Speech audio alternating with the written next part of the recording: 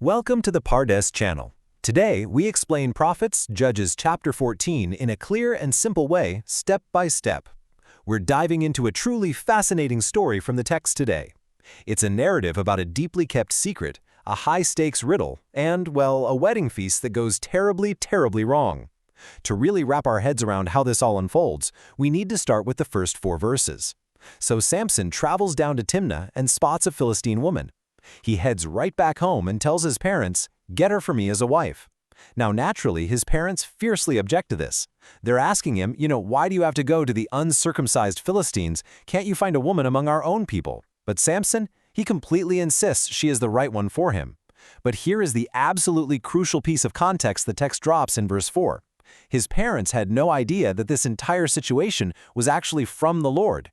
God was seeking an occasion to confront the Philistines who were heavily ruling over Israel at that specific time. So, here is our roadmap for the chapter. First, the lion and the honey. Second, the wedding feast wager. Third, the unsolvable riddle. Fourth, betrayal and vengeance. And finally, we'll pull out some key ideas and practical life lessons. Let's get right into it. Part 1. The Lion and the Honey. Let's look at the highly unusual event that sets the stage for this entire conflict. Okay, so in verses 5 through 9, Samson and his parents are making their way down to Timnah, and right as they reach the vineyards, out of nowhere, a young, roaring lion suddenly attacks Samson.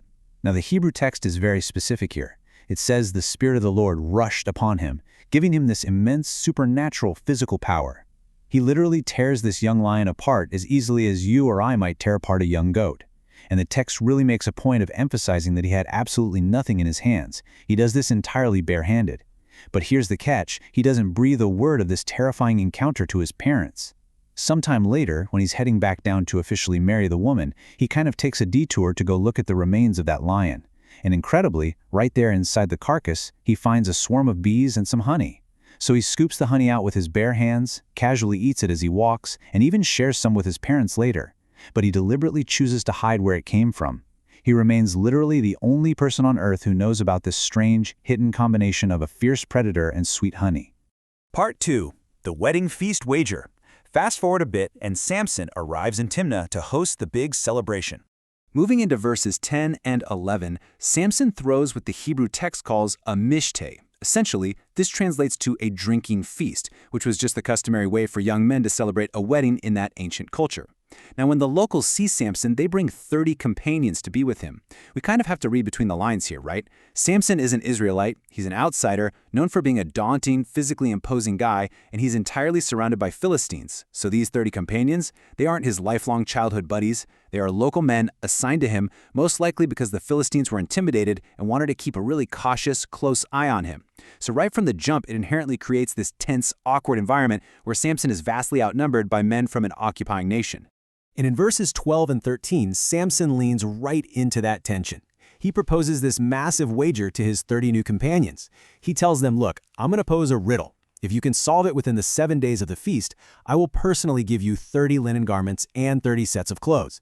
But if they fail, they collectively owe him the exact same thing, 30 linen garments and 30 sets of clothes. Now, to put that into perspective, in the ancient world, high-quality linen garments and full sets of festival clothing were incredibly expensive, meticulously handcrafted luxury items. We're talking about a small fortune here. This is an absolutely massive financial gamble for both sides. But the companions, perhaps feeling a bit overconfident because of their numbers and being on their home turf, go ahead and accept the challenge. Part 3. The Unsolvable Riddle. The stakes are officially set, and Samson presents his puzzle. In verse 14, Samson lays out the exact terms of his riddle. He says, out of the eater, something to eat. Out of the strong, something sweet. Now let's parse this word for word based on that secret we just talked about. The simple meaning, the peshat, points directly back to those vineyards. The eater and the strong refer literally to that fierce predatory lion that attacked him. And the something to eat and the something sweet, that refers literally to the honey he scooped right out of its carcass. So you can see, this isn't some logic puzzle or a riddle you can figure out with lateral thinking. It's inherently unsolvable. It references a highly specific, totally private experience that only Samson has ever witnessed. He has, for all intents and purposes, completely rigged the game against them. Let's walk through the timeline as it unfolds in verses 15 through 17. The riddle is posed on day 1 and the clock starts ticking. For 3 days, the 30 companions rack their brains and they completely fail to figure it out. By the time they reach the final days of the feast, sheer panic sets in. They realize they're on the verge of losing a vast fortune to this outsider. And right here is where the story takes a very dark, violent turn. The companions approach Samson's new wife and issue a brutal ultimatum. They tell her she needs to coax the answer out of her husband, and they threaten that if she doesn't, they will literally burn her and her father's house down with fire. Faced with this horrific, terrifying death threat, the bride spends the rest of the feast just weeping on Samson, constantly begging him to tell her the answer. She just wears him down until finally on the 7th day he caves and tells her. And of course, she immediately relays the secret straight to her people. Part 4, Betrayal and Vengeance. Let's see exactly how this desperate secret gets out and the violent aftermath that follows. So in verse 18, the tension just hits its absolute peak. The men wait until the last possible second, literally right before the sun is about to go down on the 7th day, mere moments before they'd be forced to pay up. They confidently walk up to Samson and declare, "What is sweeter than honey? What is stronger than a lion?" Bam, they have the exact answer. They've pierced his impossible secret.